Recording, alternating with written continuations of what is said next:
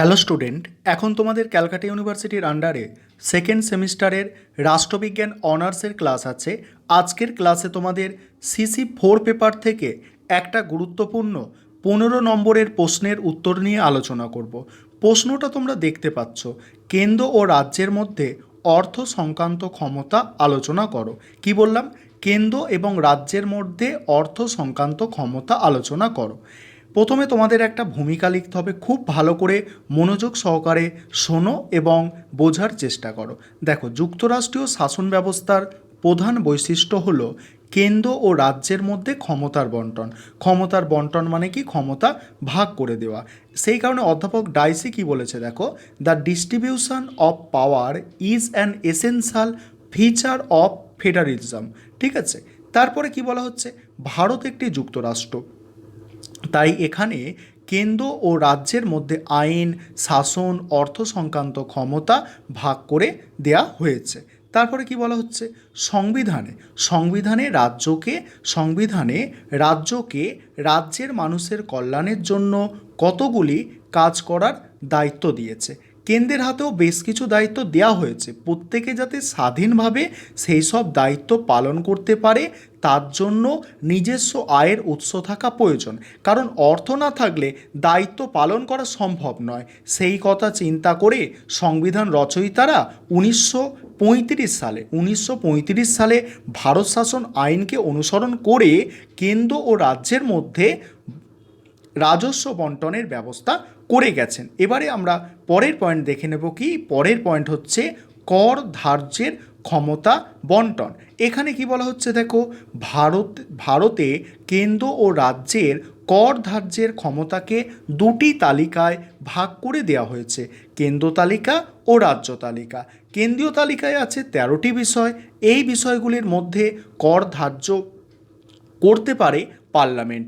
রাজ্য তালিকায় 19টি বিষয়, এগুলি সম্পর্কে কর ধার্যের ক্ষমতা রাজ্য আইনসভার হাতে দেওয়া হয়েছে। কর সংক্রান্ত অবশিষ্ট ক্ষমতা পার্লামেন্টের হাতে দেওয়া হয়েছে। তবে কর সংক্রান্ত ব্যাপারে যুগ্ম তালিকার কোনো ব্যবস্থা নেই। তারপরে আমরা পরের পয়েন্ট দেখে নেব, কেন্দ্রের আয়ের উৎস ও বন্টনের নীতি। এই পয়েন্টটা দেখার আগে তোমাদের একটা বিষয় বলে রাখতে চাই, যে তোমরা যারা ক্যালকাটা ইউনিভার্সিটির আন্ডারে সেকেন্ড সেমিস্টারে বা থার্ড সেমিস্টারে বা ফোর্থ সেমিস্টার, অর্থাৎ ক্যালকাটা ইউনিভার্সিটির আন্ডারে রাষ্ট্রবিজ্ঞান সাবজেক্টে অনার্স নিয়ে পড়াশোনা করছো, তোমাদের জন্য অনলাইন কোচিং ক্লাস চলছে। তোমরা চাইলে এই যে নম্বরটা লিখছি দেখো, এই নম্বরে যোগাযোগ করে অ্যাডমিশান নিতে পারো। 9123005218 এই নম্বরে তোমরা যোগাযোগ করে অ্যাডমিশান নিতে পারো। আমাদের সপ্তাহে 3 দিন করে ক্লাস হয়ে থাকে এবং মান্থলি 500 টাকা করে ফিস নেওয়া হয়। চলো এবার দেখে নাও কেন্দ্রের আয়ের উৎস ও বন্টন নীতি। কেন্দ্র তালিকার বিষয়গুলির ওপর কর ধার্য করে কেন্দ্র সরকার আয় করে। এর মধ্যে উল্লেখযোগ্য হলো কোম্পানির কর, বাণিজ্য কর, তারপরে কি রেল থেকে আয়, রিজার্ভ ব্যাংক থেকে আয় প্রভৃতি।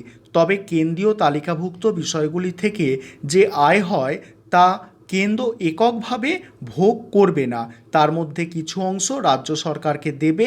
এদিক থেকে বিচার করলে কেন্দ্রীয় তালিকাভুক্ত বিষয়গুলিকে কয়েকটি ভাগে ভাগ করা যায়।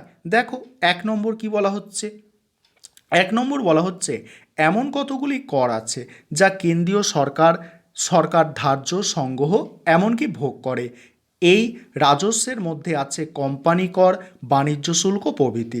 2 নম্বর দেখো, 2 নম্বর বলা হচ্ছে এমন কতগুলি কর আছে যা কেন্দ্রীয় সরকার ধার্য ও আদায় করে, কিন্তু সংগৃহীত অর্থ রাজ্যের মধ্যে ভাগ করে দেওয়া হয়, যেমন সম্পত্তি কর।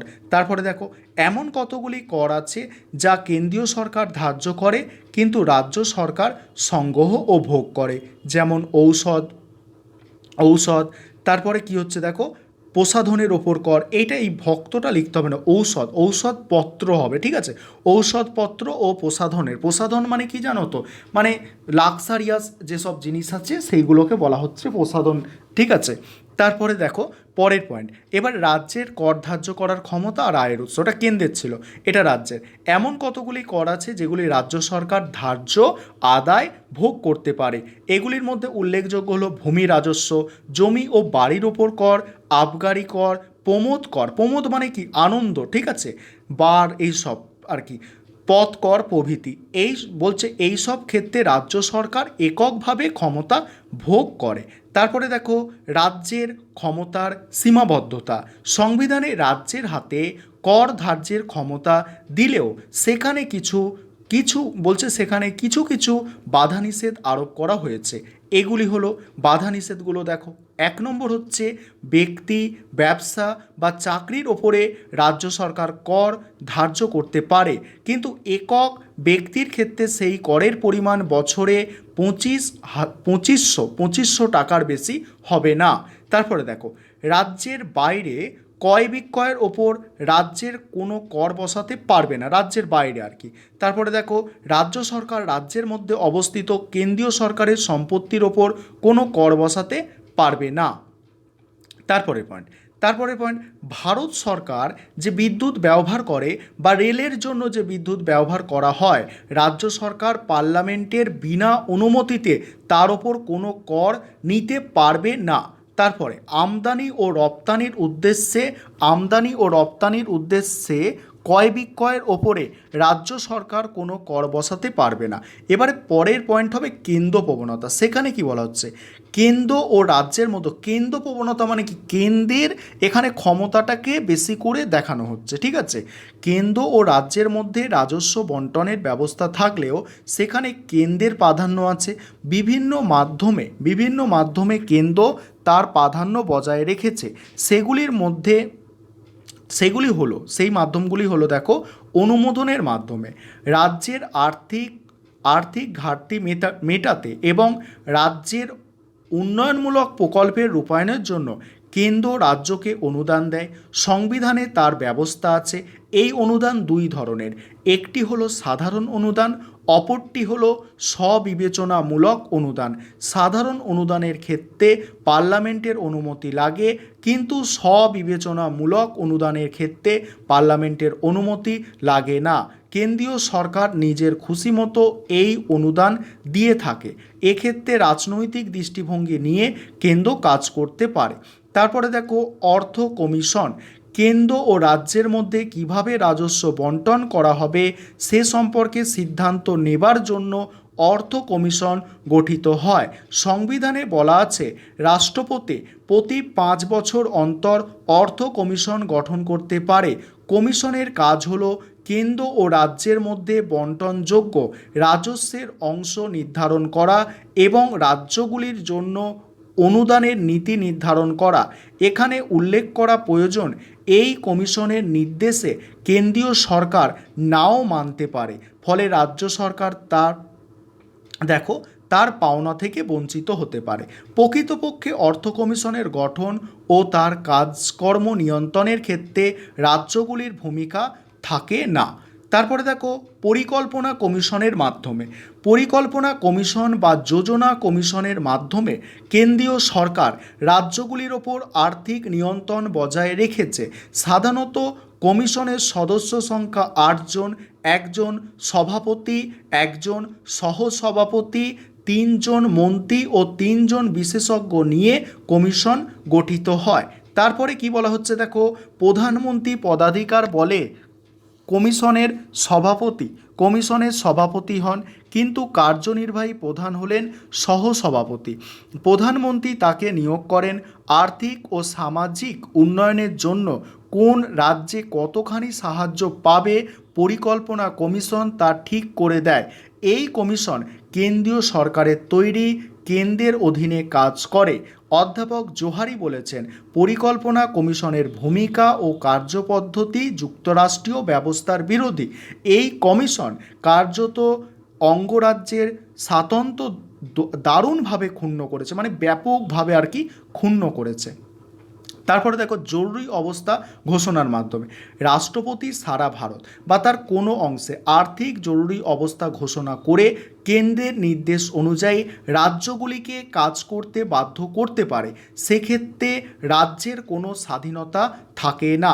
তারপরে দেখো মূল্যায়ন, সেখানে কি বলা হচ্ছে, কেন্দ্র ও রাজ্যের মধ্যে রাজস্ব বন্টনের ব্যবস্থা পর্যালোচনা করলে দেখা যাবে এই বন্টন ব্যবস্থার মধ্যে কেন্দ্রের প্রাধান্য বর্তমান।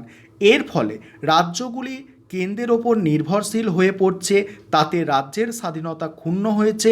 রাজ্যের মানুষদের কল্যাণ করার দায়িত্ব রাজ্য সরকারের, কিন্তু রাজ্যের হাতে পর্যাপ্ত অর্থ না থাকলে মানুষের কল্যাণ করা সম্ভব নয়। অথচ রাজ্য সরকার মোট আয়ের সামান্য অংশ পায়, তাছাড়া রাজ্যের আর্থিক সম্পদের উৎস পর্যাপ্ত নয়। বলছে এর প্রতিকার প্রয়োজন, তার জন্যে রাজ্যের হাতে কর আদায়ের বেশি ক্ষমতা দিতে হবে। অনুদান সংক্রান্ত নীতিকে উদার করতে হবে। পশ্চিমবঙ্গ সহ বিভিন্ন রাজ্য সরকার দেশের মোট রাজস্বের 75% রাজ্যগুলির মধ্যে ভাগ করে দেবার জন্য দাবি জানায়। কেন্দ্রের হাতে রাজস্বের 25% দেবার তারা পক্ষপাতী, কিন্তু একথা সত্য নয়।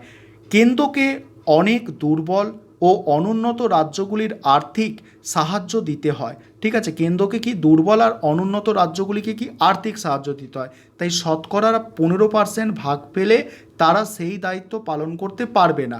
তাতে জাতীয় স্বার্থ এখানে লিখবে ক্ষুণ্ণ হবে, তবে রাজ্যের দাবিকে উপেক্ষা করা যাবে না।